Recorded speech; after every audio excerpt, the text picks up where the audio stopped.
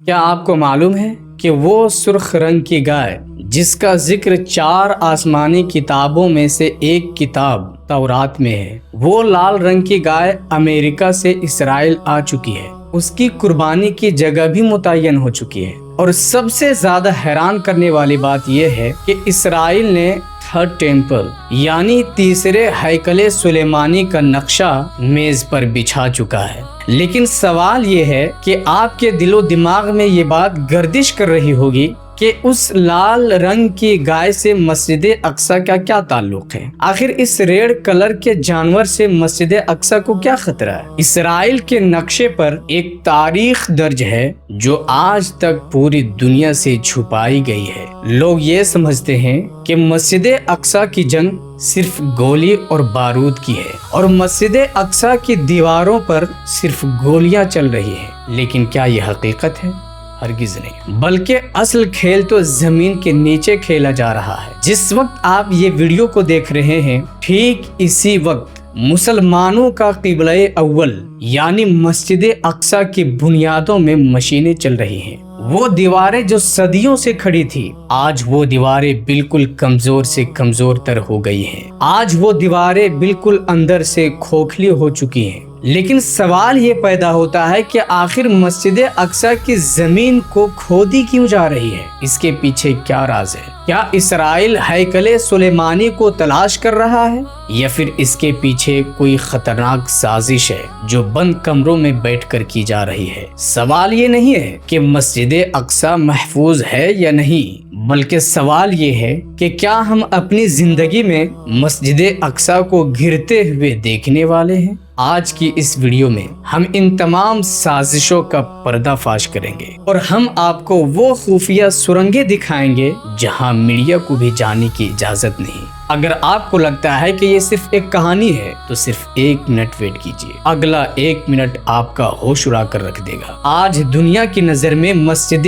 اقصی ایک تاریخی عمارت ہے، لیکن یہ ایک مسلمان کے لیے اس کے وجود کا حصہ ہے۔ یہ مسلمانوں کا ایمان ہے۔ یہ وہ جگہ ہے جس کا ذکر اللہ تبارک و تعالی خود قرآن میں فرماتا ہے، سبحان الذی اسری بعبدہ لیلا من المسجد الحرام الی المسجد الاقصی۔ یہ وہ مبارک مقام ہے کہ اسلام کی ابتدائی زمانے میں مسلمان کعبہ کی طرف رخ کر کے نماز نہیں پڑھتے تھے، بلکہ اسی مسجد اقصی کی طرف رخ کر کے نماز پڑھتے تھے۔ یہ وہ مبارک مقام ہے جب پوری دنیا سو رہی تھی، تب کائنات کے پیغمبر اعظم ہمارے نبی حضرت محمد مصطفیٰ صلی اللہ تعالی علیہ وسلم کا سفر معراج یہیں سے شروع ہوا۔ یہ وہ مبارک مقام ہے جس کے صحن میں حضرت آدم سے لے کر کے حضرت عیسیٰ تک تمام انبیاء کرام جمع تھے، اور امام کون تھے؟ کائنات کے پیغمبر اعظم حضرت محمد مصطفیٰ صلی اللہ تعالی علیہ وسلم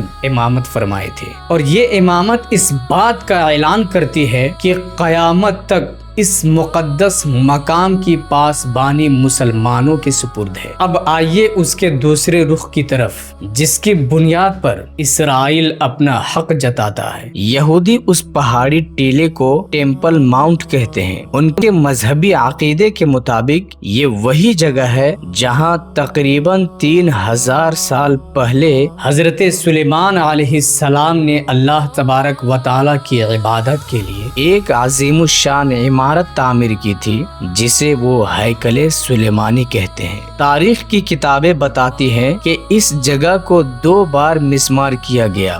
بخت نصر نے، اور دوسری بار 70 عیسوی میں رومیوں نے اس عبادت گاہ کو جلا کر راکھ کر دیا، اور یہودیوں کو اس شہر سے نکال دیا گیا۔ آج مسجد اقصی کی مغربی سمت کی بیرونی دیوار کا ایک حصہ باقی ہے، جسے یہودی مغربی دیوار یعنی دیوار گریا کہتے ہیں۔ ان کے نزدیک یہ ان کے قدیم ہیکل کی آخری نشانی ہے، جہاں وہ کھڑے ہو کر صدیوں سے اپنے بچھڑے ہوئے جاہو جلال کا ماتم کر رہے ہیں۔ لیکن اصل کہانی یہاں ختم نہیں ہوتی۔ یہودیوں کے انتہا پسند گروہوں کا یہ پختہ ایمان ہے کہ ان کے مسیحا کی آمد تبھی ممکن ہے جب اس مقام پر تیسرا ہیکل تعمیر کیا جائے گا، اور یہ تعمیر तभी मुमकिन है जब मौजूदा ढांचे मस्जिद अक्सा को मिटाया जाएगा। यही वो नुक्ता है जहां से ये फसाद एक खतरनाक मोड़ लेता है। इसराइल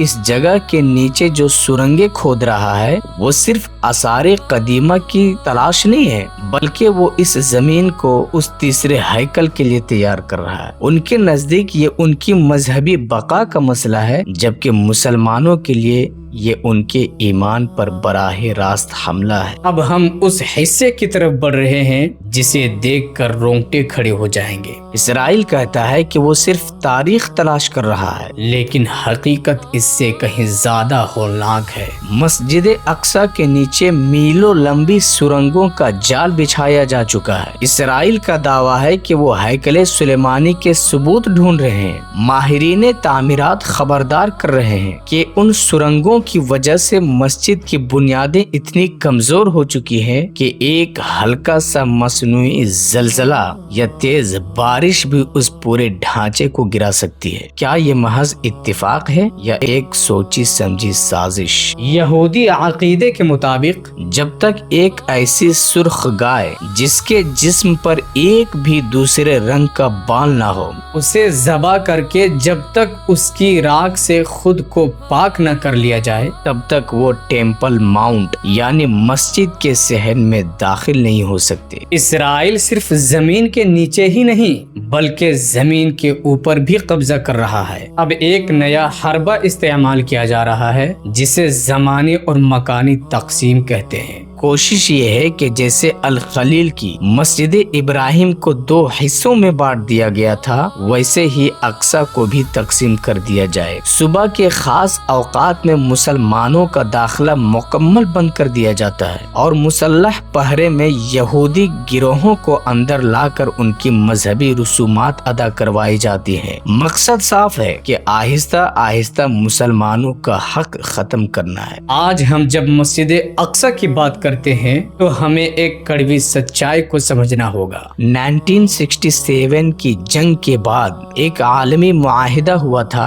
जिसे स्टेटस को कहा जाता है। उस कानून के मुताबिक ये मुआहिदा तय हुआ था कि इस मुकद्दस जगह का इंतजाम सिर्फ मुसलमानों के पास रहेगा और यहाँ गैर मुस्लिमों को मजहबी रसूमात की इजाजत नहीं होगी। लेकिन पिछले चंद सालों में ये मुआहिदा अमलन खत्म हो चुका है। अब सूरत हाल ये है कि इस्राएली पुलिस जब चाहे मस्जिद के दरवाजों को ताले लगा देती है। माएं, बहनें और बुजुर्ग जो दहाइयों से यहाँ नमाज पढ़ रहे हैं, उन्हें बाहर सड़कों पर सजदा करने पर मजबूर किया जाता है। ये बराहे रास्त बैनुल अक़वामी क़वानीन के खिलाफ वर्जी है, मगर दुनिया खामोश है।